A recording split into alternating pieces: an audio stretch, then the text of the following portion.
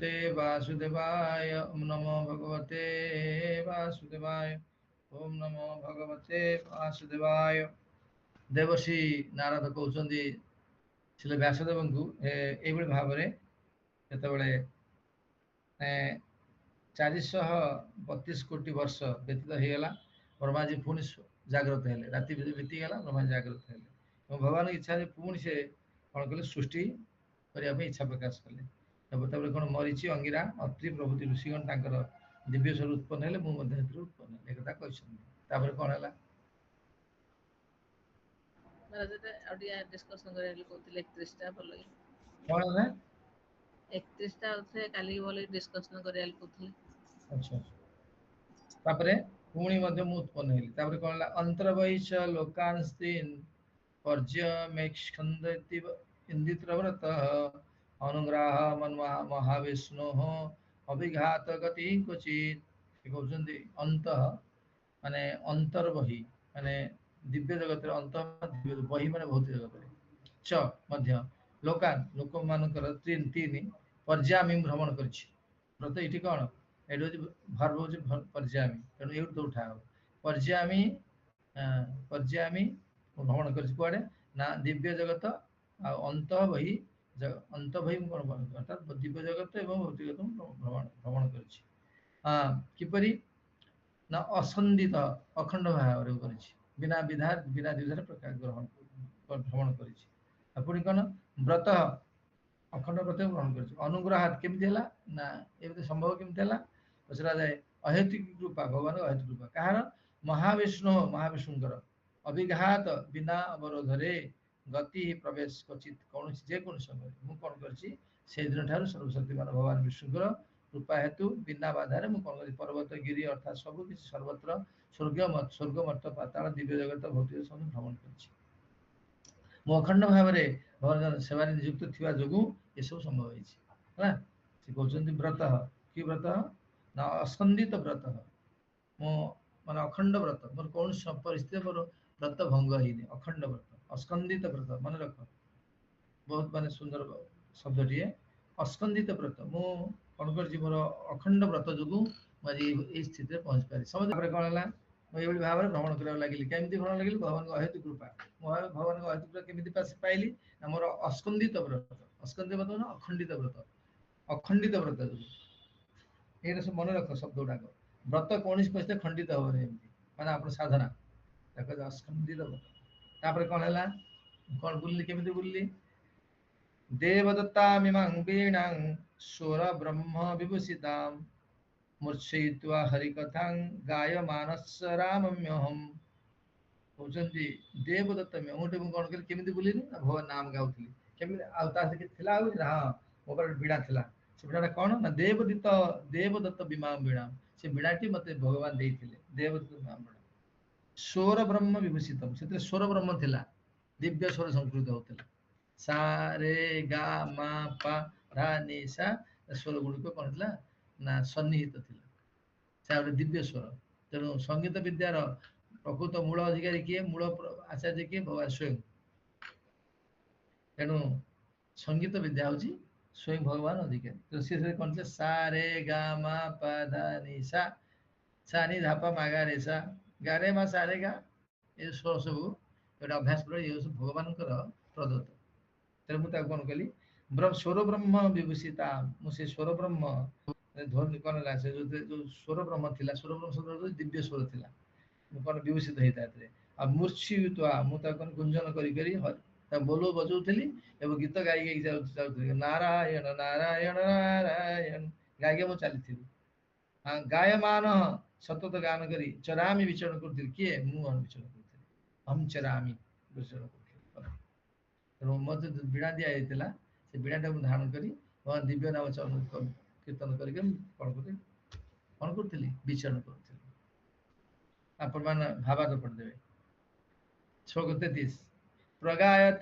स्ववीर्याणि तीर्थपाद प्रियश्रवाः आहुत इव मे शीघ्रं दर्शनं जाति चेतसी तब कौन कहते प्रगायत एपरि भाव में गान करी प्रगायत स्ववीर्याणि निजर कार्यकलाप लीला कहार ना तीर्थपद भगवान जहाँकर ଭଗବାନଙ୍କ ତୀର୍ଥପଦ ଭଗବାନ କୁହାଯାଏ। କାହିଁକି ନା ଯାହାଙ୍କ ଚରଣରେ ତୀର୍ଥ ସକଳ କଣ ଅଛି, ତୀର୍ଥ ସକଳ କଣ ହାର ମାନିଥାନ୍ତି।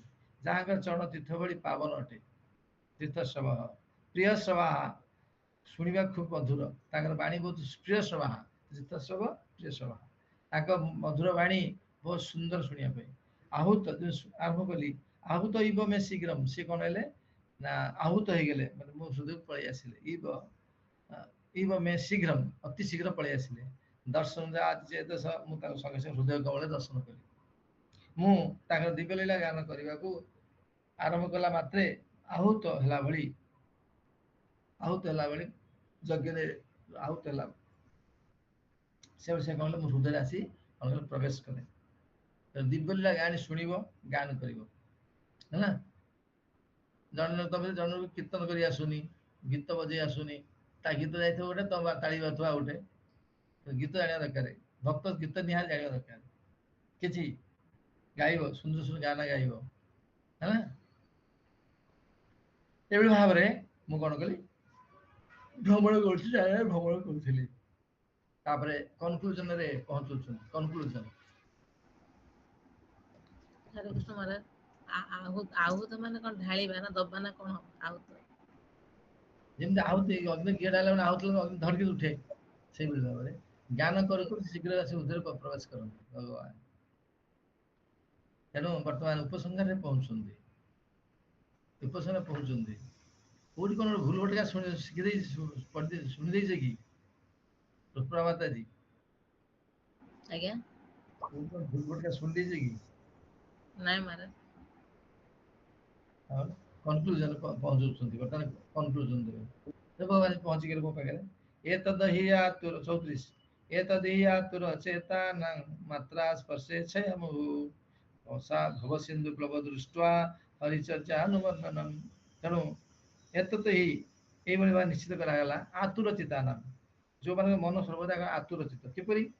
ମାତ୍ରା ସ୍ପର୍ଶେ କ୍ଷୟାମୁଃ। ମାତ୍ରା ଶବ୍ଦର ଅର୍ଥ ହଉଛି ଇନ୍ଦ୍ରିୟ ଗ୍ରାହ୍ୟ ବିଷୟବସ୍ତୁ। ଯେତେବେଳେ ଇନ୍ଦ୍ରିୟ ଗୁଡିକ ଇନ୍ଦ୍ରିୟ ଗ୍ରାହ୍ୟ ବିଷୟବସ୍ତୁ ପ୍ରତି ଆସକ୍ତି ହେବେ, ସ୍ୱାଭାବିକ କଣ ହବ ନା ଇନ୍ଦ୍ରିୟ ଗୁଡିକ କଣ ଆତୁର ଚିତ୍ତ ହବ। ଚିତ୍ତ ଯେତେବେଳେ ଆତୁର ହବ, ମନ ଏବଂ ବୁଦ୍ଧି ଆତୁର ହବ। କାହିଁକି ନା ଇନ୍ଦ୍ରିୟ ଗ୍ରାହ୍ୟ ବିଷୟବସ୍ତୁର ପ୍ରଭାବ ହଉଛି ଏଇଆ। ନିଆଁରେ ହାତ ମାରିଲେ ସେ ଥଣ୍ଡା ହବନି, ନିଆଁରେ ହାତ ମାରିଲେ ହାତ ପୋଡିଯିବ। ବରଫରେ ହାତ ଲଗେଇଲେ କଣ ହବ? ଶୀତଳ ହବ, ସେ ପୋଡିବନି। କାରଣ ବସ୍ତୁ ଧର୍ମ, ପ୍ରଭାବ ପଡିବ। ସେଇଭଳି ଭାବରେ ଇନ୍ଦ୍ରିୟ ଗ୍ରାହ୍ୟ ବିଷୟ ଗୁଡେ ଯୋଉଟା ରହିଲା, ରୂପ ରସ ଗନ୍ଧ ସ୍ପର୍ଶ ଇତ୍ୟାଦିର କଣ ହଉଛି ନା ସେ କଣ ହବ ନା ତାର ପ୍ରଭାବ ପକେଇବ ହେଲା। ତେଣୁ ସାବଧାନରେ କଣ ହବ? ଚିତ୍ତ ଆତୁରିତ ହବ। ତମେ ଯେତେ ବିଷୟାସକ୍ତ ହବ, ସେତେ କଣ ହବ? ଇନ୍ଦ୍ରିୟ ଗୁଡା ଯେତେ ଚାଳନା କରିବ, ସେତେ ତମ ଚିତ୍ତ ଆତୁର ହବ। ଚିତ୍ତ ମାନେ ମନ ଏବଂ ବୁଦ୍ଧି, ଚିତ୍ତ କୁହାଯାଏ। ଆତୁର ହବ ମାନେ ବିଚଳିତ ହବ ହେଲା। ହଁ ଲେଖା ହେଲା ସ୍ପର୍ଶ, ଲେଖା ହେଲା ଇନ୍ଦ୍ରିୟ ଗଣ।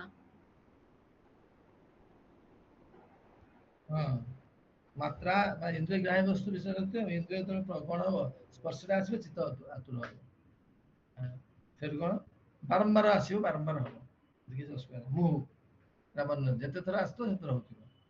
ଭବ ସିନ୍ଧୁ ପ୍ଲବ ଦୃଷ୍ଟ୍ୱା, ତା ଫଳରେ କଣ? ଚିତ୍ତ ଆତୁର ହବ, ତମେ ଆଉ କିଛି ନିଷ୍ପତ୍ତି ନେଇପାରିବନି, ସଠିକ ନିଷ୍ପତ୍ତି ନେଇପାରିବନି। ଆପଣ ମାନେ ଯେମିତି ଆପଣ ମାନେ ହରିଭକ୍ତ କଲା ବେଳେ କଣ କି ମହାରାଜ ଅମୁକ ହେଲା ସମୁକ ହେଲା ବାହାନା, ଏଇଟା ବି ମଧ୍ୟ କଣ କହୁଛି ନା, ଏଇଟା ସଠିକ ଜିନିଷ ନୁହେଁ। ଏଇ ବାହାନା କେବେ କରିବନି। କୋଉଠି ଆମେ କୋଉଠି ବାହାନା କରିନଥାଉ। ବାହାର ଠିକ ଅଛି, ଭୁଲ ହେଇଯାଇଛି, ପୁଣି ଠିକ କରିବ। ଭବ ସିନ୍ଧୁ ପ୍ରଭ ଦୃଷ୍ଟ୍ୱା, ଦୃଷ୍ଟ ଏପରି ଫଳରେ କଣ? ଚିତ୍ତ ଯେତେବେଳେ କିଛି ସମାଧାନ ନ କରିପାରିବ, ଫଳରେ ଭବସାଗରରେ, ଭବ ସିନ୍ଧୁ ପ୍ଲବ ମାନେ ଭବସାଗରରେ ସେ କଣ? ପହଁରିବା ଆରମ୍ଭ କରିବ, ହାବୁଡୁବୁ ଖାଇବ। ଦୃଷ୍ଟ ଦେଖି ତାର ବ୍ୟବସ୍ଥା କରାଯାଇଛି କଣ? ହରିଚର୍ଯ୍ୟାନୁବର୍ଣ୍ଣନ। ହରିଚର୍ଯ୍ୟା ବର୍ଣ୍ଣନା କଲେ ତାର ସେ ଆତୁର ଚିତ୍ରା କଣ? ପ୍ରଶମିତ ହେଇଯିବ। ମୁହୁ ଶବ୍ଦର ଅର୍ଥ ହଉଛି, କହୁଛନ୍ତି ଏଇ ଶ୍ଲୋକରେ ବିଶ୍ୱନାଥ ଚକ୍ର ଠାରୁ ଟୀକା କହୁଛନ୍ତି ଯେ ନାରଦ ଦେବର୍ଷି ନାରଦ କହୁଛନ୍ତି, ମୁଁ ଶୁଣିଥିଲି, ମୁଁ ଆଗରୁ ଶୁଣିଥିଲି, ବିଷୟ ଇନ୍ଦ୍ରିୟ ଗ୍ରାହ୍ୟ ବିଷୟବସ୍ତୁ ଯଦି ଇନ୍ଦ୍ରିୟ ଗୁଡା ସ୍ପର୍ଶରେ ଆସିବେ, ଇନ୍ଦ୍ରିୟ ଗ୍ରାହ୍ୟ ବିଷୟବସ୍ତୁ ପ୍ରତି ଇନ୍ଦ୍ରିୟ ଗୁଡିକ କଣ ଆସିବେ? ସ୍ପର୍ଶରେ ଆସିବେ, ତାହେଲେ କଣ ହବ? ହୃଦୟ କଣ ହବ? ଚେତନା କଣ? ବିଚଳିତ ହବ, ମନ ବୁଦ୍ଧି ବିଚଳିତ ହବ। ମୁଁ ଶୁଣିଥିଲି, ପୂର୍ବାଚାର୍ଯ୍ୟ ଶୁଣିଥିଲି ଏବଂ ମୁଁ ଅନୁଭବ କରିଛି ହେଲା। ବୁଝିପାରୁଛ? ମୁଁ ଅନୁଭବ କରିଛି, ମୁଁ ଶୁଣିଛି, ଅନୁଭବ କରିଛି, ଅନ୍ୟମାନଙ୍କୁ ତାହା ବି ଘଟିଛି। ଅତଏବ ଏହା ହେଉଛି ସର୍ବସମ୍ମତିକ୍ରମେ ସ୍ଥିରୀକୃତ ହେଇଛି। ତେଣୁ ହରିଚର୍ଯ୍ୟା ଅନୁବର୍ଣ୍ଣନ, ହରିଚର୍ଯ୍ୟା ବର୍ଣ୍ଣନା ହେଉଛି କଣ ଏକାନ୍ତ ଆପେ ଏକମାତ୍ର କଣ ହେଉଛି କଣ ପ୍ରତି କଣ ମାନେ ପ୍ରତିକାର, ଆଉ କିଛି ପ୍ରତିକାର ପେଣ୍ଟାଟ ମେଡିସିନ, ଆଉ କିଛି ନାହିଁ। ଏହା ଆମର ବ୍ୟକ୍ତିଗତ ଅନୁଭୂତି ଯେ ଯେଉଁ ଲୋକମାନେ ଇନ୍ଦ୍ରିୟ ଭୋଗ ଲାଳସା ନିମିତ୍ତ ଅତ୍ୟନ୍ତ ବ୍ୟଗ୍ର ଚିନ୍ତିତ ଓ ବ୍ୟାକୁଳ ହେଉଛନ୍ତି, ସେମାନେ ଭଗବାନ ଲୀଳା ଗୁଣ ସୁଦୃଢ଼ ନୌକା ଯୋଗେ ଭକ୍ତ ଦୁଃଖ ସାଗରକୁ ସୁଗମତା ପୂର୍ବକ ପାର ହୋଇପାରିବେ। ତେଣୁ କହୁଛନ୍ତି ଯେ ସହଜ ହଉଛି କେବଳ ଭଗବାନଙ୍କ ହରିଚର୍ଯ୍ୟା ଅନୁବର୍ତ୍ତନ, ହରିଙ୍କର କଥା ବର୍ଣ୍ଣନା କରି ଶୁଣିବ। ଏଇଟା ମୁଁ ନିଜେ ଶୁଣିଛି, ଦେଖିଛି, ଅନୁଭବ କରିଛି ହେଲା। ଶୁଣିଛି, ତାପରେ ଦେଖିଛି, ପ୍ରାକ୍ଟିକାଲ ଦେଖିଛି, ମୁଁ ନିଜେ ବି ଅନୁଭବ କରିଛି, ମୁଁ ସାଧନ କରୁଥିଲି। ତେଣୁ ତୁମେ କଣ କର ନା ଏଇ ହରିଚର୍ଯ୍ୟା ବର୍ଣ୍ଣନା କର। ତାପରେ କହିଲେ ଆଚ୍ଛା ଏହାରି ମଧ୍ୟ ଖାଲି ହେବ, ଆଉ କଣ କାହା ମାଧ୍ୟମରେ ହବନି? ଯଦି ମନରେ ପ୍ରଶ୍ନ ଏଇଟା ଆସି ଯାଇପାରେ, ତା ପୂର୍ବରୁ ସୁଖଦେବ ଗୋସ୍ୱାମୀ କହୁଛନ୍ତି କି ହଁ କହୁଛନ୍ତି କଣ ବ୍ୟାସଦେବ ପ୍ରଶ୍ନ ପଚାରି ଦେଇପାରନ୍ତି ଯେ ଗୁରୁଦେବ ସେ ଦେବର୍ଷି ଗୁରୁଦେବ, ଦେବର୍ଷି ନାରଦ ଗୁରୁଦେବ, ଆଉ ଦ୍ୱାରା ଖାଲି ଆଉ କୋଉ ଦ୍ୱାରା ହବନି? ସେ ପୁଣି କହୁଛନ୍ତି ଜମାଦେବୀ ଯୋଗ ପଥେଇ କାମ ଲୋଭ ହତୋ ମୁହୁ ମୁକୁନ୍ଦ ସେବୟା ଯଦବତ ତଥା ଧାତ୍ମ ନ ସାମ୍ୟତି। ଜମାଦିବି ଯୋଗ ପଥେଇ, ଯମ ନିୟମ ଆସନ ପ୍ରାଣାୟାମ ଆଦି ଯୋଗ ପଥ ଏବଂ ଯମ, ତାପରେ ପଥେଇ କାମ ଲୋଭ ହତୋ ମୁହୁ, କାମ ମାନେ ଇନ୍ଦ୍ରିୟ ଭୋଗ ଇଚ୍ଛା, ଲୋଭ ହତ ସମାପ୍ତ ହବ ନାହିଁ, ପୁଣି ବାରମ୍ବାର ବାରମ୍ବାର ସେ ଆସିବ, କେବେ ସମାପ୍ତ ହବନି। କିନ୍ତୁ ମୁକୁନ୍ଦ ସେବୟା ଯଦବତ, ଯେପରି ମୁକୁନ୍ଦ ସେବାରେ ହବ ହେଲା, ଭଗବାନଙ୍କ ଶରଣାପନ୍ନ କହିଲେ ତାଙ୍କ ପାଖରେ ତଥା ସେପରି ଆତ୍ମଧା ସମସ୍ତ ବ୍ୟବହାରିକ ପ୍ରୟୋଜନ ନିମିତ୍ତ କଣ ହବନି ନା କଣ ହବନି ନା ବ୍ୟାକୁଳ ହବନି, ମନ ସନ୍ତୁଷ୍ଟ ହବ। ଯଦବତ ତଥାତ୍ମା ଅଧା ନ ସାମ୍ୟତି, ଆଉ ମନ ଆଡେ ସିଆଡେ ଯିବନି, କେବଳ ହରିଚର୍ଯ୍ୟା ବର୍ଣ୍ଣନ କଲେ ମନ ହିଁ କଣ ହବ ନା ସ୍ଥିର ହବ, ଆଉ କୌଣସି ସ୍ଥିର ହବ ନାହିଁ। କାରଣ ହୃଷିକେଶ ଭଗବାନ ନାମ, ଇନ୍ଦ୍ରିୟ ମାନଙ୍କ ସେ ଈଶ ସାମ୍ୟତି, ଅନ୍ୟ ଦ୍ୱାରା ସାମ୍ୟତି ହେବନି। ପ୍ରଶ୍ନ ଠିକ ହେଲା। ଯଦି ସୁଖଦେବ, ଯଦି ଦେବଶ୍ରୀଙ୍କର କଥା ଶୁଣି ବ୍ୟାସଦେବଙ୍କ ମନରେ ସନ୍ଦେହ କଣ ହଉଛି, କହୁଛନ୍ତି ଯେ ଅନ୍ୟ ପଥରେ କଣ ହବନି, ସେ କାଟି ଦେଲେ ନା ହବନି, ହବ କିନ୍ତୁ ଆ ଭଳିଆ ହବନି, ୟା ଭଳିଆ ହବନି, ହବ ଟାଇମ ଲାଗିବ କିନ୍ତୁ ତୁରନ୍ତ ହବ ଏବଂ ସମୟ ନଷ୍ଟ ହବ। ନ ସାମ୍ୟତି ମ୍ୟାଡାମ ମୁକୁନ୍ଦ ସେବୟା ଯଦବତ ତଥାତ୍ମାଦ ନ ସାମ୍ୟତି। ଓକେ, ତେଣୁ ଅତଏବ କନକ୍ଲୁଜନ ହେଲା ତମେ ଯାଅ କଣ କର ନା ଏଇଭଳି ଭାବରେ କଣ କର ହରି କଥା ଆଲୋଚନା କର। ତାପରେ କଣ ହେଲା ପୁଣି କହୁଛନ୍ତି ଯଦି ବ୍ୟାସଦେବ ମୁଁ କଣ ପାରିବି, ମୁଁ କଣ ପାରିବି? ସେ ତାପରେ କହୁଛନ୍ତି, ତାକୁ ଉତ୍ସାହ ଦଉଛନ୍ତି କଣ ସର୍ବଂ ତଦିଦଗ୍ମାଖ୍ୟାତଂ ଯତ୍ପୃଷ୍ଟ ହଂ ତ୍ୱୟା ନଘ ଜନ୍ମ କର୍ମ ରହସ୍ୟମେ ଭବତା ସାତ୍ମତୋଷଣମ୍। କହିଲେ ବ୍ୟାସଦେବ ତୁମେ କଣ କର ସବୁ ତତ୍ସର୍ବଂ ଇଦମ ଆଖ୍ୟାତଂ, ତାହା ବର୍ଣ୍ଣନା କଲି, ଯାହା ସବୁ ବର୍ଣ୍ଣନା କଲି ତୁମେ ତାହା କଣ କର ନା ପୃଷ୍ଠ ପଚାରିଥିଲି ତାହା ବର୍ଣ୍ଣନା କଲି। ଅହଂ ମୁଁ ତ୍ୱୟା, ତୁମ ଦ୍ୱାରା ଅନଗ ହେ ପାପ ଶୂନ୍ୟ ବ୍ୟକ୍ତି ଜନ୍ମ କର୍ମ ରହସ୍ୟ, ତୁମେ କଣ କର ନା ତୁମର ବ୍ୟକ୍ତିଗତ ସନ୍ତୋଷ ଲାଭ ନିମିତ୍ତ ଏସବୁ ସହାୟକ ହେବ, ତୁମେ କର, ତୁମ ଲାଭ ହବ, ତାକୁ ଉତ୍ସାହ ପ୍ରଦାନ କରୁଛନ୍ତି।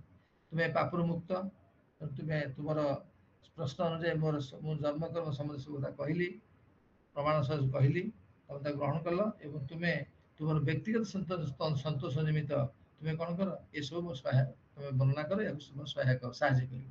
ଯଥା ତୁଳସୀଦାସ ଯେମିତି କହୁଛନ୍ତି ଯେ ରଘୁନାଥ ଗାଥା ନାନା ପୁରାଣ ନିଗମ ଆଗମ ସମସ୍ତ ଯତ୍ ନିଗଦିତମ ଯତ୍ ଅନ୍ୟତ୍ର ବା କ୍ୱଚିତ୍, ରାମଚରିତ ମାନସ କହୁଛନ୍ତି 7 ନମ୍ବର ଶ୍ଲୋକରେ ତୁଳସୀ ରଘୁନାଥ ଗାଥା ଭାଷା ମଞ୍ଜୁଳ ମାତନୋତି।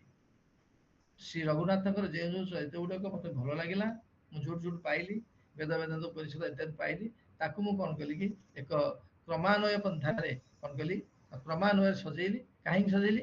ମୋର ସୁଖ ପାଇଁ, ଅର୍ଥାତ୍ ମୁଁ ସୁଖ ପାଇବା ପାଇଁ ମୁଁ ମୋର ରାମଚରିତ ମାନସ ଚିନ୍ତନ ତିଆରି କଲି, ମାନସ ଚିନ୍ତନ ତିଆରି କଲି।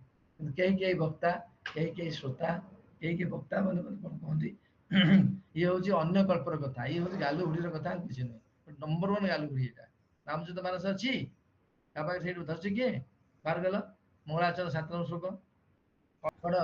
नाना पुराण निगमाग सम्मतं यत् रामायणे निगदितं क्वचिदन्यतोऽपि स्वान्त सुखाय तुलसी रघुनाथ गाथा भाषा निबंध मति मंजुल मातनोति ଓଡ଼ିଆ ପଢିବ। ଅନେକ ଅନେକ ପୁରାଣ ବେଦ ଓ ତନ୍ତ୍ର ଶାସ୍ତ୍ରସମ୍ମତ ତଥା ରାମାୟଣରେ ବର୍ଣ୍ଣିତ ଏବଂ ଅନ୍ୟତ୍ର ଉପଲବ୍ଧ ହେଉଥିବା ଶ୍ରୀ ରଘୁନାଥଙ୍କ ଚରିତକୁ ତୁଳସୀ ଦାସ ନିଜର ଅନ୍ତଃକରଣ ସୁଖ ନିମନ୍ତେ ଅତ୍ୟନ୍ତ ମନୋହର ଭାବରେ ଭାଷା ବିନ୍ୟାସ କରି ବିସ୍ତାର କରୁଛି। ଏଇଟା ଅଛି। କଣ କଣ ଏଇଟା ଏଇଟା ଅନ୍ୟ ଗଳ୍ପର କଥା ଏଇଟା ଅନ୍ୟ ଗଳ୍ପର କଥା କି ଆରେ ବୋ ସେ ନିଜେ କହୁଛି ମୁଁ ଯୋଉଠି ଯୋଉଠି ପାଇଲି ମୋର ଯୋଉ ଖୁସି ଲାଗିଲା ସେ ସବୁ ଚରିତ୍ର ଗୁଡାକ ମୁଁ ତାକୁ ଗୋଟେ କ୍ରମାନ୍ୱୟରେ ସଜେଇଲି ମୋର କାହିଁକି ନା ମୋ ପାଇଁ ମୁଁ ଚିନ୍ତନ କରିବା ପାଇଁ ଏଭଳି ଭାବରେ ତୁମର ଏଇଟା ମଙ୍ଗଳ ହବ ତୁମେ କଣ କରିବ ଭଗବାନଙ୍କ ରହସ୍ୟ ଜନ୍ମ ରହସ୍ୟ ବର୍ଣ୍ଣନା କର। ତାପରେ କଣ ହେଲା ଏଇ କହିସାରିଲା ପରେ କଣ ହେଲା ନାରଦ ଚାଲିଲେ ନାରଦ ଚାଲି ପଳେଇଲେ ତାପରେ ପଚାରୁଛନ୍ତି ସୁତ ଗୋସ୍ୱାମୀ ସୁତ ଗୋସ୍ୱାମୀ କହିଲେ ହେ ମୁନିବର ହେ ମୁନି ମାନେ ଶୁଣ କଣ ଏ ସୁତବାଚ ସୁତ କହିଲେ ଏବଂ ସମ୍ଭାଷ୍ୟ ଭଗବାନ ନାରଦ ବାସଭି ସୁତମ୍ ଆମନ୍ତ୍ର ବିଣା ରଣୟନ୍ ଯଜୌ ଯାଦୃଚ୍ଛିକୋ ମୁନି। ଆଚ୍ଛା ଏବଂ ସମ୍ଭାଷ୍ୟ ଏଇସବୁ କଥା କହିସାରିଲା ପରେ ଭଗବାନ ନାରଦ କହିସାରିଲା ପରେ ଦିବ୍ୟ ଶକ୍ତି ଯୁକ୍ତ ନାରଦ କଣ କଲେ ନା ମୁନି କଣ କଲେ କାହାକୁ କହିଲେ ବାସବି ସୁତମ୍ ବାସବି ସୁତ ହଉଛି ସତ୍ୟବତୀ କୁହାଯାଏ ବାସବି ହଁ ସତ୍ୟବତୀଙ୍କ ନାଁ ହଉଛି ବାସବି ଥିଲା ବାସବି ସୁତମ୍ କଣ କଲେ କହିସାରିଲା ପରେ କଣ କଲେ ଆମନ୍ତ୍ର ବୀଣା କଣ କଲେ ଆମନ୍ତ୍ର ତ ନିୟନ୍ତ୍ରଣ କରି ବୀଣା ତନ୍ତ୍ରକୁ ନିୟନ୍ତ୍ରଣ କରି ତାରକୁ ନିୟନ୍ତ୍ରଣ କରି ବୀଣା ବଜେଇ ବଜେଇ ରଣୟନ ବଜେଇ ବଜେଇ କଣ କରି ଯଜୌ ଚାଲିଗଲେ ଯଦ୍ରୁ କୋଉଠି ଚାଲିଗଲେ ନା ଯଦ୍ରୁ କୁଆଡେ ଚାଲିଗଲେ ଯାହାର ଇଚ୍ଛା ଯୁଆଡେ ଚାଲିଗଲେ ଆଉ ଯେମିତି ବୁଲନ୍ତି ନା ମନଯାନରେ ଚାଲିଗଲେ ହଁ ସେ ଚାଲିଗଲେ ଅହୋ 38 ଅହୋ ଦେବର୍ଷି ଧନ୍ୟ ଅୟଂ ଯତ୍ କୀର୍ତ୍ତିତଂ ସାରଙ୍ଗ ଧନ୍ୱନଃ ଗାୟନ ମାଦ୍ୟନିଦଂ ତନ୍ତ୍ର୍ୟା ରମୟତା ତୁରଂ ଜଗତ ଅହୋ ଆରେ ହେ ଏ ଦେବର୍ଷି ଅହୋ ଦେବର୍ଷି ନାଁରେ ଅତି ଧନ୍ୟ ଅଟେ ଅହୋ ଦେବର୍ଷି ଧନ୍ୟ ଅୟଂ ଏଇ ଦେବର୍ଷି ବଡ ଧନ୍ୟ ଅଟନ୍ତି କାହିଁକି ଧନ୍ୟ କାହିଁକି ନା କୀର୍ତ୍ତନ ସାରଙ୍ଗ ଧ୍ୱନଂ ପରମପୁରୁଷ ଭଗବାନଙ୍କର କୀର୍ତ୍ତନ ସବୁବେଳେ କରୁଥାନ୍ତି ଗାୟନ ଉନ୍ମାଦ୍ୟ ଗାୟନ ଉନ୍ମାଦନ ଗାୟନ ମାଦ୍ୟନ ମାନେ ଗାନ କରି ଆନନ୍ଦ ଲାଭ କରି ଇଦମ ଏଇ କଣ କରି ତନ୍ତ୍ରିୟା ବୀଣା ଦ୍ଵାରା କଣ କରୁଛନ୍ତି ରମୟତି ନବଜୀବନ କଣ କରୁଛନ୍ତି ଦାନ କରୁଛନ୍ତି ଏମିତି ଗାଉଛନ୍ତି ସମସ୍ତେ ମୁଗ୍ଧ ହଉଛନ୍ତି ସେମାନଙ୍କୁ ନବଜୀବନ ଦାନ କରୁଛନ୍ତି ଆଉ ଆତୁର କାହାକୁ ନା ଏଇ ଯୋଉମାନେ ଆତୁର ବିଶ୍ୱାସ ବ୍ୟକ୍ତି ମାନଙ୍କୁ ସେ ଦାନ କରୁଛନ୍ତି ଏ ଧନ୍ୟ ଦେବସେ ଧନ୍ୟ ଏଭଳି ଗାଈ ଗାଇ ଚାଲିଲେ ଏକଦମ ଦାସ କିଏ କହୁଛନ୍ତି ସୁତ ଗୋସ୍ୱାମୀ କାହାକୁ ସୌନକାଦିକୁ ନେଇ ଚାଲିଲେ ହରେ କୃଷ୍ଣ ଏହିପରି ଭାବରେ ଆମମାନେ ଶ୍ରୀ ନାରଦ ଏବଂ ବ୍ୟାସଦେବଙ୍କ ମଧ୍ୟରେ ବାର୍ତ୍ତାଳାପ ଶୀର୍ଷକ ଶ୍ରୀମଦ୍ ଭାଗବତ ପ୍ରଥମ ସ୍କନ୍ଧ 6ଠ ଅଧ୍ୟାୟ ଶ୍ରୀ ଭକ୍ତିବୃନ୍ଦ ଭାଷା ଶେଷ ହେଲା। ହରେ କୃଷ୍ଣ ଏଇଭଳି ଭାବରେ ଶେଷ ତାପରେ କଣ ହବ କାଲି ଦେଖିବା କଣ ହଉଛି। ଆଚ୍ଛା କିଏ ବୁଝି ନ ପାରିଲ ହରେ କୃଷ୍ଣ କିଏ ବୁଝି ନ ପାରିଲ ଏତଦହି ଆତୁର ଚେତାନଂ ମାସେ ମାତ୍ରା ସ୍ପର୍ଶେ ଛୟାମୁ ସଂସାର ସିନ୍ଧୁ ପ୍ରଭୁ ଦୃଷ୍ଟ ହରିଚର୍ଯ୍ୟାନୁମୋଦନମ୍ କହୁଛନ୍ତି ଯେ ଏହିପରି ଭାବରେ ଚିତ୍ତ ଆତୁରିତ ହୁଏ ବିଚଳିତ ହୁଏ କେମିତି ନା ମାତ୍ରା ସ୍ପର୍ଶେ ଛୟାମୁ ମାତ୍ରା ଶବ୍ଦର ଅର୍ଥ ହଉଛି ଇନ୍ଦ୍ରିୟ ଗାହେ ଇନ୍ଦ୍ରିୟ ମାନଙ୍କର ଗାଏ ବସ୍ତୁକୁ ହଁ ସେଟା ଶୁଣିଲେ ଆକୃଷ୍ଟ ହେବେ ସେତେବେଳେ କଣ ହବ ନା ଚିତ୍ତ ଆତୁରିତ ହବ ବ୍ୟାକୁଳିତ ହବ ତେଣୁ ଯେତେ ଥର ହବ ସେତେ ହବ ବାରମ୍ବାର ହଉଛି ହଉ ଚାଲିଛି ସେଥିପାଇଁ ସେ କଣ ହବ ନା ସେ କିଛି ନିଷ୍ପତ୍ତି ନେଇପାରିବନି ତେଣୁ ଭବସାଗରରେ ପଡିଯିବ ସେ ତେଣୁ ସେଇ ଭବସାଗର ଉଦ୍ଧାର କରିବା ପାଇଁ ଉପାୟ କଣ ହରିଚର୍ଯ୍ୟା ବର୍ଣ୍ଣନ ହରିଚର୍ଯ୍ୟା ବର୍ଣ୍ଣନା କଲେ ଅନୁବର୍ଣ୍ଣନ ଶବ୍ଦ ଅର୍ଥ ହଉଛି ଯେମିତି ପୂର୍ବାଚାର୍ଯ୍ୟ ମାନେ ନୂଆ କିଛି ବର୍ଣ୍ଣନା କରିବନି ଯେମିତି ପୂର୍ବାଚାର୍ଯ୍ୟ ମାନେ ବର୍ଣ୍ଣନା କରି ସେଇଭଳି ବର୍ଣ୍ଣନା କରି ଚାଲିବ ଏକଥା କହିଲେ ଯଦି ମନରେ ପ୍ରଶ୍ନ ଆସେ ପରୀକ୍ଷିତ ମନରେ ପ୍ରଶ୍ନ କଣ ଆଉ କୋଉ କାହା ମଧ୍ୟରେ ହବନି ଖାଲି ହରିଚର୍ଯ୍ୟା ବର୍ଣ୍ଣନା जोटी को हरि कृष्ण भक्ति जने इस्कन भक्त मान पचार दब कौन ना भक्ति सब गुटे दे बाड़ी देबो हला सेमिति तो टेक्निकली बुझे पड़ो से कहले ना आउ का हबो तथा जमादिवि जोग पथे काम लोभ हतो मुहु मुकुंद सेवया जदवत्त तथा आत्मधा न साम्यति जे जमादि नियम द्वारा अन्य जोग पथ द्वारा लोभ भक्त जी लोभ द्वारा आक्रांत जो चित्त केवल प्रशमित हबनी आउ मुकुंद सेवया जदवत्त मुकुंद सेवा जते शीघ्र हबो सेते हबो नाही साम्य साम्य साम्य तो कौन ठंडा हबनी तेणु मुकुंद सेवा हूँ सर्वश्रेष्ठ कौन रास्ता जे कि उचित रास्ता जोटा कि हृदय जो विचलित हृदय को प्रशमित करने हरे कृष्ण बुझीगला आगे आगे